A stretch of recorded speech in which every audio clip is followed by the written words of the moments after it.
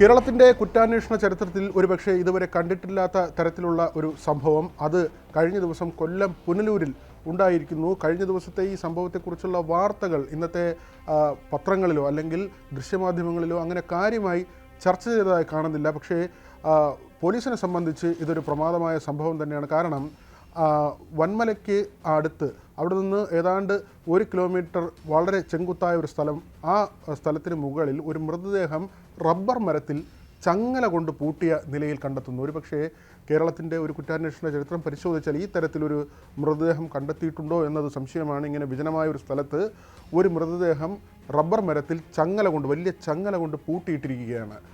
നമ്മൾ റബ്ബർ തോട്ടമെന്ന് വിചാരിക്കുമ്പോൾ കരുതും അവിടെ സ്ഥിരമായി ടാപ്പിംഗ് ഒക്കെ നടക്കുകയാണെന്ന്. അങ്ങനെയല്ല, കഴിഞ്ഞ കുറേ കാലമായി ടാപ്പിംഗ് ഇല്ലാതെ കാട് കയറി കിടക്കുന്നൊരു സ്ഥലമാണ്. ഏതാണ്ട് 40 വയസ്സിനും 50 വയസ്സിനും ഇടയ്ക്കുള്ള പുരുഷൻ്റെ മൃതദേഹം എന്നാണ് ഇപ്പോൾ പ്രാഥമികമായി മനസ്സിലാക്കുന്നത്. ഇതിൻ്റെ ഗൗരവം വർദ്ധിപ്പിക്കുന്നത് എന്തിന് ഈ ചങ്ങല കൊണ്ട് മൃതദേഹം പൂട്ടിയിട്ടു എന്നത് തന്നെയാണ്. അതിന് കാരണം ഇത് വനമേഖലയുമായി ചേർന്ന് നിൽക്കുന്നൊരു പ്രദേശമാണ്. വന്യമൃഗ ശല്യമൊക്കെ ഉള്ളൊരു മേഖലയാണ്. അവിടെ വന്യമൃഗങ്ങൾ ഒരുപക്ഷെ ഈ മൃതദേഹം കടിച്ചുകൊണ്ട് പുറത്തേക്ക് വന്നാൽ ഈ കൊലപാതകത്തിൻ്റെ വിവരം നാട്ടുകാർ അറിയും. അത് ഒളിച്ചു വയ്ക്കുന്നതിന് വേണ്ടി തന്നെയാകണം ഇങ്ങനെ ഒരു മൃതദേഹം ചങ്ങല കൊണ്ട് പൂട്ടിയിട്ടത്. അത് ഒരുപക്ഷെ ഞാൻ ഈ പറഞ്ഞതുപോലെ തന്നെ നേരത്തെ കേരളത്തിൽ കേട്ടുകേൾവില്ലാത്ത സംഭവമാണ്. കൊല്ലമാണ്. നേരത്തെ ഈ കൊല്ലം റൂറൽ ഇതുപോലെ നടന്ന ഒരു വ്യത്യസ്ത രീതിയിൽ അല്ലെങ്കിൽ ഏറ്റവും ക്രൂരമായ രീതിയിൽ നമ്മൾ ഞെട്ടിയ സംഭവമാണ് ഉത്രയെ പാമ്പിനെ കൊണ്ട് കടുപ്പിച്ച് കൊന്ന സംഭവം. ഇങ്ങനെ ഒരു പുരുഷൻ്റെ മൃതദേഹം കാണുമ്പോൾ വലിയ സംശയങ്ങളും ഉയർന്നു വരുന്നുണ്ട്. കാരണം ഈ മൃതദേഹത്തിൽ ഒരു സ്വർണ്ണ മാലയുണ്ടായിരുന്നു. അപ്പോൾ മോഷണത്തിന് വേണ്ടിയുള്ള കൊലപാതകമാണോ എന്നതിൽ സംശയമുണ്ട്. ഈ കൊലപാതകമെന്ന നിഗമനത്തിൽ തന്നെയാണ് പോലീസ് ഉള്ളത്. കാരണം ഈ മൃതദേഹത്തിൻ്റെ വാരിയലിൻ്റെ ഭാഗത്ത് കുത്തേറ്റ മുറിവുണ്ട്. ഏതാണ്ട് ഒരാഴ്ചയോളം പഴക്കമുള്ള മൃതദേഹമാണ്. എങ്കിൽ തന്നെയും ഈ ഇൻക്വസ്റ്റ് നടപടിയിൽ ഈ കുത്തേറ്റിരുന്നു എന്ന കാര്യം സ്ഥിരീകരിക്കാൻ കഴിഞ്ഞിട്ടുണ്ട്. മാത്രമല്ല ഈ തലയിലും ആ തരത്തിലുള്ള ചില ഏറെക്കുറെ അഴുകിയ നിലയിലാണ്. പക്ഷേ അതിലും ചില അസ്വാഭാവികതയുണ്ട്. പൊട്ടൽ ഏറ്റിട്ടുണ്ട് എന്ന ചില പ്രാഥമികമായ വിവരങ്ങൾ ഇപ്പോൾ പാരിപ്പള്ളി മെഡിക്കൽ കോളേജിലെ പോസ്റ്റ്മോർട്ടം കൂടി കഴിയുമ്പോൾ കൃത്യമായ വിവരങ്ങൾ പുറത്തു വരും. ഇതിൽ ഈ മാൻ മിസ്സിങ്ങുമായി ബന്ധപ്പെട്ട കാര്യങ്ങളാണ് ആദ്യം പരിശോധിക്കേണ്ടത്. ഈ സമീപ പ്രദേശങ്ങളിലെ 4 or 5 പോലീസ് സ്റ്റേഷനുകൾ കേന്ദ്രീകരിച്ച് ഇങ്ങനെ ഒരാളെ കാണാതായിട്ടുണ്ടോ, അങ്ങനെ ഒരാളാണോ അവിടെ എത്തിയതെന്ന പരിശോധന നടത്തുന്നുണ്ട്. പക്ഷേ ഇതുവരെ അങ്ങനെ മാൻ മിസ്സിങ്ങിൻ്റെ ഒരു സംഭവം കണ്ടെത്താൻ കഴിഞ്ഞിട്ടില്ല. അവിടെയാണ് മറ്റ് എവിടെയെങ്കിലുമുള്ള ഒരാളെ അവിടെ കൊണ്ടുവന്ന് കൊലപ്പെടുത്തി എന്ന തരത്തിലുള്ള സംശയം വരുന്നത്. മോഷണമല്ല എന്ന ഒരു കാര്യം കൂടി വരുന്നുണ്ട്. കാരണം ഈ സ്വർണ്ണമാല കവർന്നിട്ടില്ല, പിന്നെ എന്തിന് ഈ കൊലപാതകം നടത്തിയെന്നാണ്. മറ്റെന്തെങ്കിലും വൈരാഗ്യമുണ്ട്. ഈ തോട്ടത്തിൻ്റെ ഉടമ എറണാകുളത്തുള്ള ആളെന്നാണ് മനസ്സിലാക്കുന്നത്.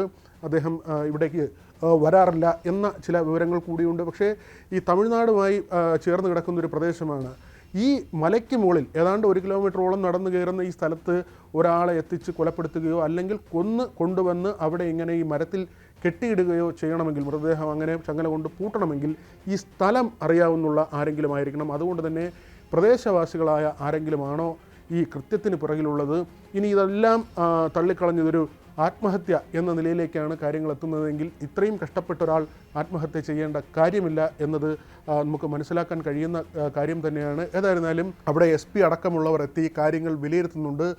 നമ്മളെ ഞെട്ടിക്കുന്നൊരു സംഭവം ഇത് തന്നെയാണ്. ഈ വന്യമൃഗങ്ങൾ കടിച്ചുകൊണ്ട് പോകാതിരിക്കാൻ അല്ലെങ്കിൽ പുറത്തേക്ക് കൊണ്ടുവന്നു കഴിഞ്ഞാൽ ഇത് ആളുകൾ തിരിച്ചറിയുമെന്ന ഒരു ഭയം ഈ കൊലപാതകത്തിന് പിന്നിൽ പ്രവർത്തിച്ചവർക്കുണ്ട് എന്ന് തന്നെ വേണം കരുതാൻ. അതുകൊണ്ടാണ് അവർ ഇത്തരത്തിലൊരു തന്ത്രം പ്രയോഗിച്ചത്. വളരെ ബുദ്ധിപൂർവമായി ഈ ഒരു കൃത്യം നടത്തിയിരിക്കുന്നു എന്ന കാര്യം തന്നെയാണ്. ഇവിടെ പെട്ടെന്നുള്ള ഒരു പ്രകോപനമോ അല്ലെങ്കിൽ ഒരു ആവേശത്തിൽ ചെയ്ത ഒരു സംഭവമോ അല്ല. അല്ലെങ്കിൽ അങ്ങനെ ഒരു കൊലപാതകം നടന്ന ശേഷം, ഒരു പ്രകോപനത്തിൽ ഒരു കൊലപാതകം നടന്ന ശേഷം ഇങ്ങനെ ഒരു സ്ഥലത്ത് കൊണ്ടുവന്ന് കെട്ടിയിടുന്നത് അടക്കമുള്ള കാര്യങ്ങളിൽ അവിടെ കൃത്യമായ ഒരു ബുദ്ധി പ്രയോഗിച്ചിരിക്കുന്നു എന്നത് തന്നെയാണ് ഈ കേസിനെ വ്യത്യസ്തമാക്കുന്നത്. അവിടെ ഈ കാന്താരി മുളക് പറിക്കാൻ പോയ ഒരു പ്രദേശവാസിയാണ് ഈ മൃതദേഹം ആദ്യം കണ്ടെത്തുന്നത്. ഒരുപക്ഷെ അങ്ങനെ ഒരാൾ ഈ സ്ഥലത്തേക്ക് എത്തിയില്ലായിരുന്നെങ്കിൽ ഇനി ഇത് എപ്പോഴെങ്കിലും കണ്ടെത്തുമ്പോൾ ഈ അസ്ഥികൂടമായി മാറുന്ന ഒരു സ്റ്റേജിലേക്ക് എത്തുമായിരുന്നു. പക്ഷേ അതിനു മുൻപ് തന്നെ ഈ ജീർണിച്ച അവസ്ഥയിൽ ഏതാണ്ട് ഒരാഴ്ചയുടെ പഴക്കമുണ്ട്. ആ അവസ്ഥയിലാണ് മൃതദേഹം കണ്ടെത്തിയിട്ടുള്ളത്. ഇതിൽ പോലീസിൻ്റെ മുമ്പിലുള്ള വലിയൊരു വെല്ലുവിളിയാണ് ആരാണ് ഈ കൃത്യത്തിന് പിന്നിലുള്ളത് എന്ന് കണ്ടെത്തുക. അത് കേരള പോലീസ് വിജയകരമായി പൂർത്തിയാക്കും എന്ന് തന്നെ കരുതാം.